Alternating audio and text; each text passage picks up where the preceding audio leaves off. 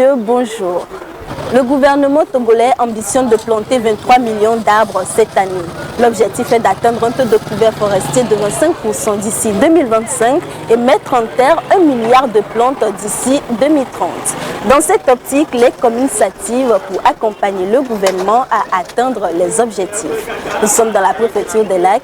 Nous allons nous entretenir avec M. Alexis Akerebrou, maire de la commune des Lacs 1, sur les actions menées dans sa commune pour accompagner le gouvernement à atteindre les objectifs. La forêt urbaine d'Anéro fait partie des sites reboisés par la commune des Lacs 1 et c'est sur ce site que nous allons réaliser ce nouveau numéro de votre magazine, 1 milliard d'arbres d'ici 2030, les communes s'activent. C'est parti.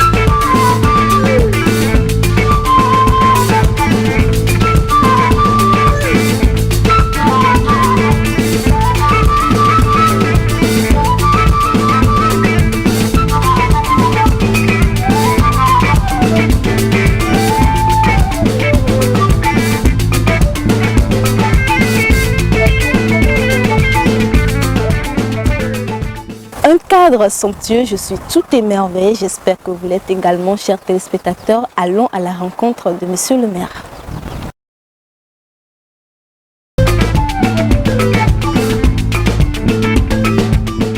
Nous y sommes, Monsieur le maire, bonjour. Bonjour madame. Merci de nous recevoir chez vous. Merci, vous êtes la bienvenue. Merci. Alors présentez-nous succinctement votre belle commune, la commune des Lacs 1. Merci. La commune des Lacs 1 est une commune qui couvre 104 km, qui est sur le corridor Abidjan-Lagos et qui a été érigée en commune depuis 1951 et qui a plusieurs cultures. Culture brésilienne, anglaise, portugaise, allemande et enfin française. Elle a été deux fois la capitale du Togo et au dernier recensement, elle compte environ 50 000 habitants. Et donc c'est une ville à la fois culturelle, culturelle et historique. Le 30 mai 2022, le gouvernement a communiqué son désir de planter 1 milliard d'arbres à l'horizon 2030. Quelle est votre appréciation par rapport à ce désir du gouvernement? Merci beaucoup. D'abord, je voudrais, avec beaucoup d'humilité, féliciter M. le Président de la République et son gouvernement d'avoir pris l'initiative de lutter contre le réchauffement climatique, le déboisement dont est victime l'ensemble de la planète, en mettant le Togo en responsabilité de planter 1 milliard d'arbres. Et pour nous, élus que nous sommes, ce n'est qu'un appel au devoir pour que dans chaque commune, chacun puisse faire ce qui est de son devoir, ce qui est sa part. Et c'est ce que nous essayons très modestement et avec beaucoup d'humilité, comme je le disais tantôt, de faire dans cette commune. Et donc quand je suis arrivé, j'ai commencé par planter 20 000. L'année suivante, j'ai fait 30 000. Et cette année, j'en ai fait 40 000. Et donc voilà un peu les objectifs. Et donc nous avons essayé aussi de créer cet espace dans lequel vous vous trouvez, qui était un peu du sable, hein, comme vous voyez le sol, et que nous avons pris à partir de juin 2020, transformé en forêt urbaine. Parce que je pense qu'il faut introduire les arbres au cœur de la vie de le citoyen, afin qu'il y ait une réconciliation entre l'homme et la nature, et que l'arbre joue son rôle de modérateur du climat vis-à-vis des citoyens. Alors nous sommes sur le site de la forêt urbaine. Quelles sont les espèces qui sont mises en terre ici sur ce site? C'est plusieurs espèces de plusieurs pays.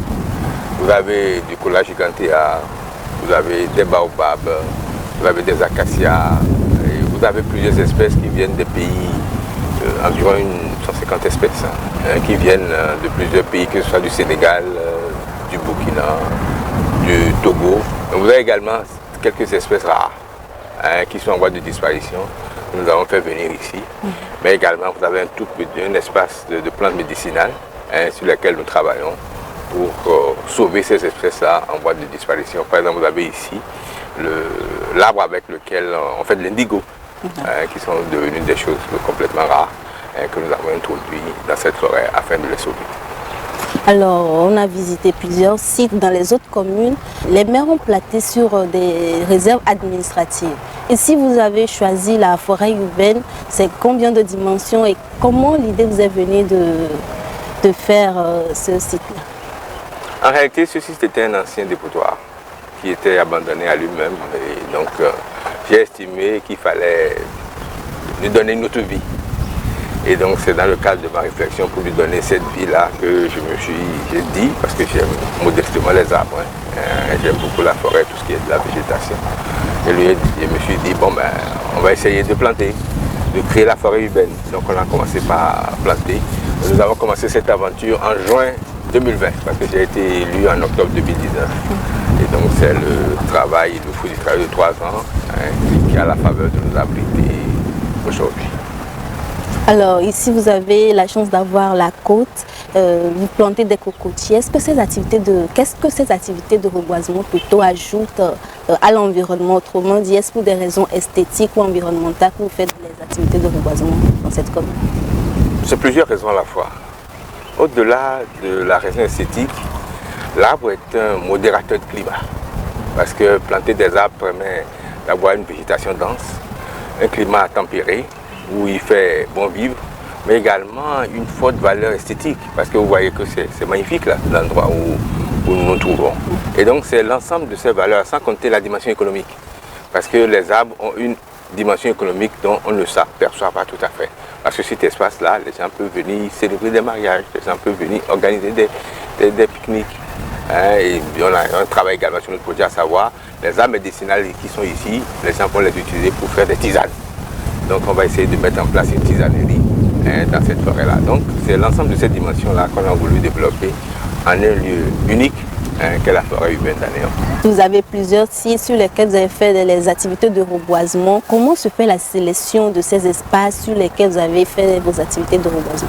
Merci. Je voudrais profiter pour remercier le professeur Kokou, qui est le directeur de la recherche scientifique, qui m'accompagne beaucoup, qui guide mes choix, qui me conseille et qui m'aide. Et donc c'est avec lui que nous faisons ces choix-là, car actuellement on est en train de monter un autre jardin botanique, sans compter le jardin public qu'on est en train de faire. Donc nous plantons, nous avons planté hier, nous plantons aujourd'hui, nous allons planter demain encore.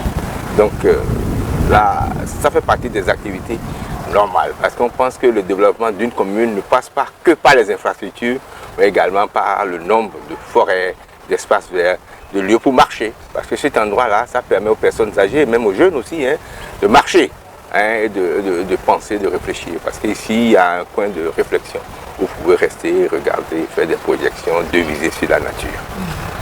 Alors, dans vos activités de reboisement, quelles sont les difficultés que vous avez eu à rencontrer sur ce site et sur les autres sites sur lesquels vous avez planté les arbres? La difficulté, c'est au début d'un peu d'incompréhension. Les gens se disent, est-ce qu'on va vivre des arbres? Mais aujourd'hui, je pense que la population a complètement adhéré et à la mairie aujourd'hui, c'est elle qui vient réclamer des arbres pour planter.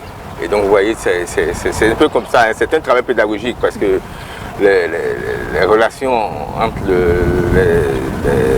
la population et l'environnement ne sont pas encore rentrées dans une relation d'utilité.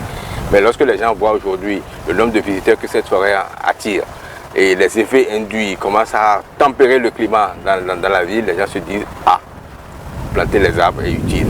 Et donc c'est aujourd'hui beaucoup de personnes, des entreprises, des gens qui sont dans la ville viennent nous voir à la mairie pour dire « Est-ce que vous n'avez pas des arbres à nous donner pour nous planter ?» Une population qui a compris l'importance de planter les arbres, Monsieur le maire, quelles sont les stratégies mises en place pour inciter la population à vous suivre dans vos activités de reboisement?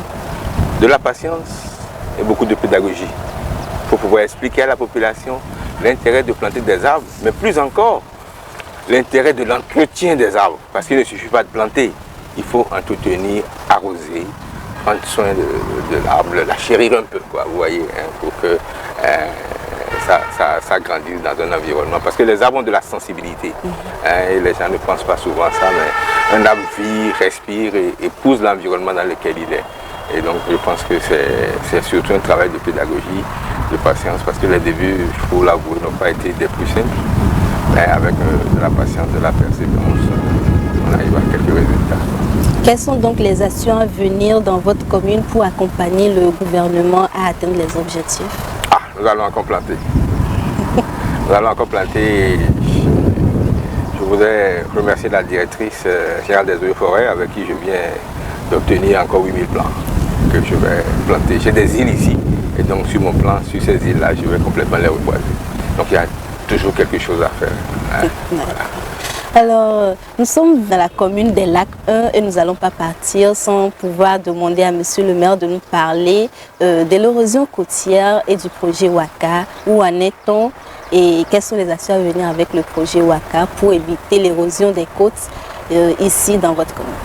Bon, le projet Waka, sa mise en œuvre est terminée dans la commune et je voudrais vraiment remercier et le président de la République et le gouvernement et la Banque mondiale d'avoir mis en œuvre ce projet parce que la commune était menacée, je dirais, dans une partie de disparition avec l'avancée de la mer.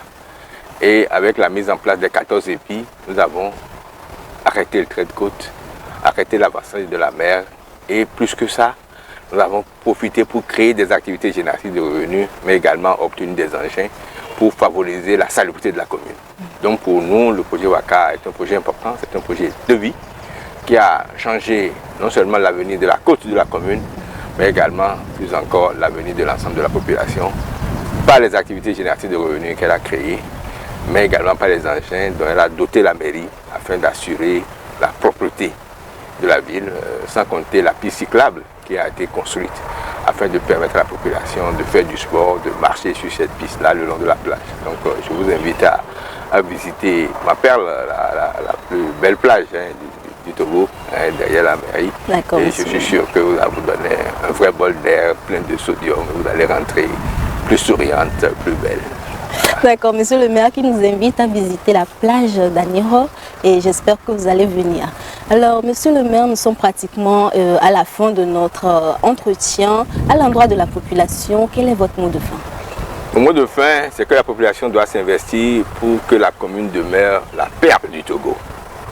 Une belle ville, propre, attrayante, accueillante pour les visiteurs, afin que lorsque les gens viennent à Aného, lorsque la population est à Aného, elle est dans un cadre merveilleux, un cadre fait de verdure, avec de l'air pur, de l'air marin et des arbres, et avec le chant des oiseaux.